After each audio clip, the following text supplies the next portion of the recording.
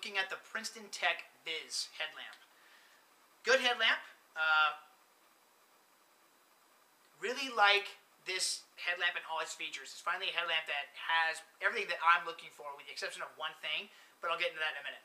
So, it does have a little bit of weight on the front, but it doesn't require, at least what I've needed so far, a head strap to go over the top to support the weight. So it does fit nicely on top of your helmet if you have the helmet adaptation straps, or underneath your hat, which I like to wear a hat a lot of times when I'm out. It keeps the sun off my face. The features of this thing. This light has a lock on it so that when it's inside your backpack, it doesn't turn on. Now, granted, you just have to push the button 3 times. I haven't had it come on yet when it's in my pack, which is great because it keeps my batteries from dying. Also has a setting of the high beam being one solid, very strong LED lamp.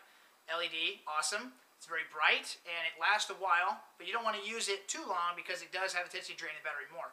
Has also the lower intensity LED lights on the side, as well as a red lens LED. So I like that a lot. So if you any type of condition, it's ready for it. Also comes in kind of stylish color here. This one has to be red. They have like green and black.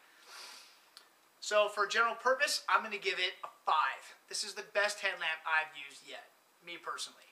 When it comes to comfort, since you don't have to use the top strap, but it is still a little bit, just a little bit heavy, or not necessarily heavy, but it's a little bit bulky on the front, so it gets in the way. I'm going to give it a 4. And then for dependability, it's completely waterproof, so you can actually, I've dropped it in a puddle before and picked it right up, had no worries with it. But I'm going to give it a 4, only because when it comes to the back here, if you don't have this cinched all the way tight, it will not keep the water out, because this is what separates the battery compartment. It's just a very small O-ring, if you will, like a rubber seal that goes around it, and that's the only thing that's keeping the water from coming into the battery compartment. I picked this up for about, I think it was about $45, worth every penny. Probably would have paid more. It's a good flashlight, great for all types of activities. Not made for completely submersible, but if you happen to drop it into a puddle, it still works great.